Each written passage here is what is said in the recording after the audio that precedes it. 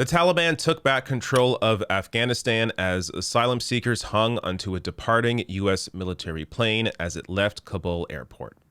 Now, we'll get to that stunning video in a second. I'll also discuss why they were fleeing and what led up to it, and my thoughts on what can be done now. So first, I want to show you this map put together by The Guardian. In just a few months, the Taliban have taken over large parts of the country. So the dark orange there is Taliban territory, light orange or yellow is contested, and white is Afghan government.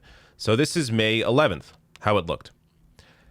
In a few months, this is now Afghanistan, largely under Taliban control, and really didn't take all that long. Now, of course, this started with the U.S. and Taliban signing a deal to end the 18-year war. That was back in February 2020. Donald Trump's administration, of course, signed that. And now they have quietly removed that webpage, hailing Trump's peace deal with the Taliban as the militant group seized power in Afghanistan. So they got rid of that page, saying how great this was because of what is going on now, obviously. And just to clear up the conclusion of all that, Biden announces his complete U.S. troop withdrawal from Afghanistan by September 11th, and that was on April 14th. So Biden continued the U.S. or the Trump's deal with the Taliban to leave Afghanistan, and that is where we are now. So I'm going to get to my thoughts on all this, but first I got to show you this incredible video. Actually, two videos here. This was shared by Mortaza Kazamian. He's a journalist who I assume was on the ground there, but check out these clips.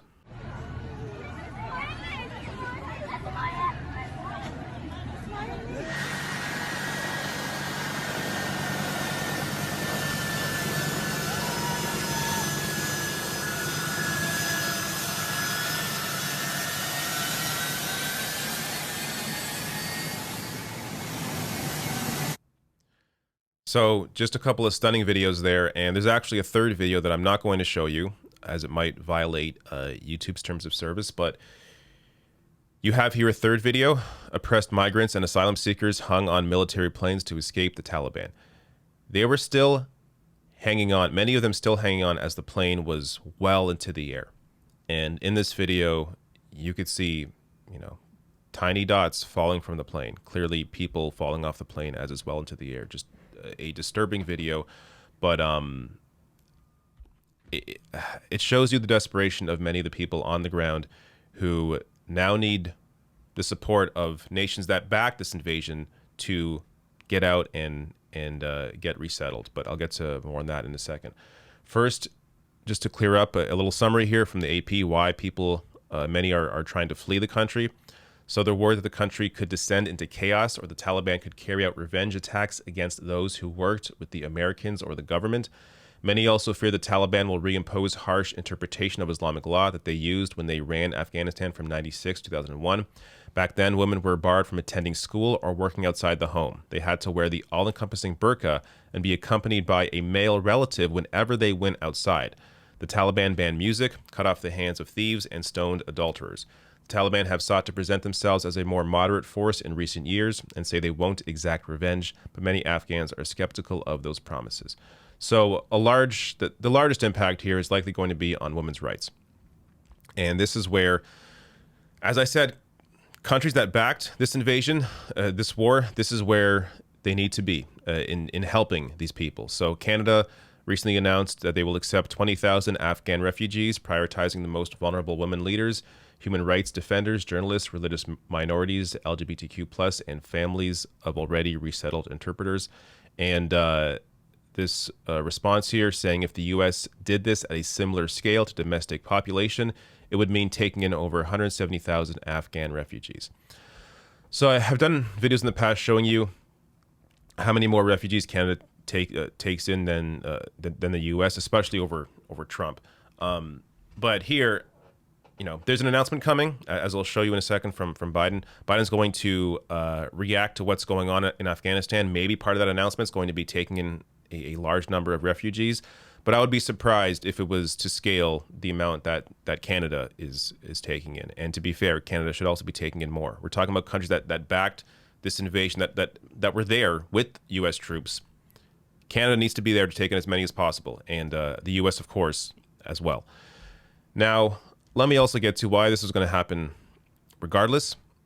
The Taliban taking back Afghanistan, whether the U.S. pulled out, 10 years ago or 10 years in the future, it was likely going to happen regardless. This article from 2015 by Ryan Grimm, Why Afghanistan is Going to Fall to the Taliban Again, and goes over many of the same points and reasons why it fell this week to the Taliban. So there was no reason, to begin with, for the U.S. to be there. No good reason to stay in there for 20 years. And this was going to happen regardless of when they pulled out. A little more on that point. The U.S. and its NATO allies spent billions of dollars over 2 decades to train and equip Afghan security forces, but the Western-backed government was rife with corruption. Commanders exaggerated the numbers of soldiers to siphon off resources, and troops in the field often lacked ammunition, supplies, or even food. And on that point, surprisingly, the Biden administration is even more solidified in their position to pull out of the country. Quote here from this article in the AP. In the upper ranks of Biden's staff, the rapid collapse in Afghanistan only confirmed the decision to leave. If the meltdown of the Afghan forces would come so quickly after nearly 2 decades, another 6 months or a year would not have changed anything. And they're exactly right. I'm actually shocked that the Biden administration is actually taking the correct lessons here, that this is going to happen regardless. Now, again, we're going to see what Biden announces in a couple hours, but so far it seems they are level-headed in their assessment of this, that yes, this is going to happen. Now, that doesn't mean they did this all perfectly. Of course, prioritizing refugees in the run-up to all of this would have made a lot more sense. Get those people out before there was a massive rush at the end, to the point people are clinging onto planes. But it shows you that, at least right now, there is no desire to, reinvade, as some in the media are trying to call for, which is completely ridiculous. But some more reactions here. Yanis Varoufakis tweeting out, 20 years ago, progressives were warning that the neocons' ruinous escapades in Afghanistan and Iraq would only strengthen the worst of the radical Islamists to the detriment of women and local progressives. Tragically, there is no longer the slightest doubt of that. So once again, those on the left have been proven correct. Those that were anti-war back then, that were speaking out against this. People like Barbara Lee, the lone voice in Congress that voted against this invasion in Afghanistan, have been proven correct.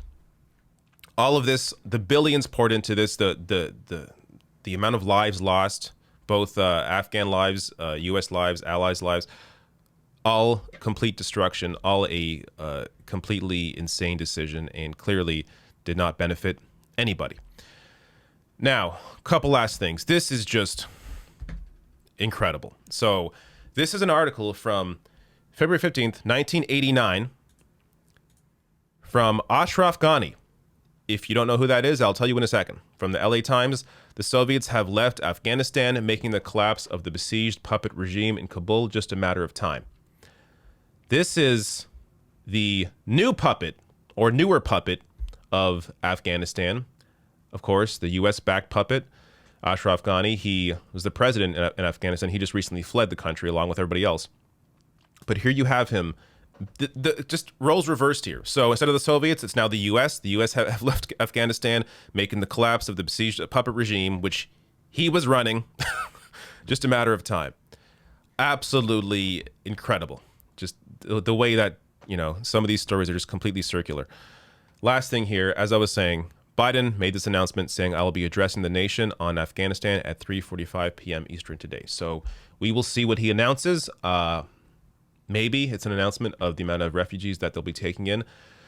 I don't know, but that's clearly what needs to be prioritized right now, taking care of the people that are trying to escape that country.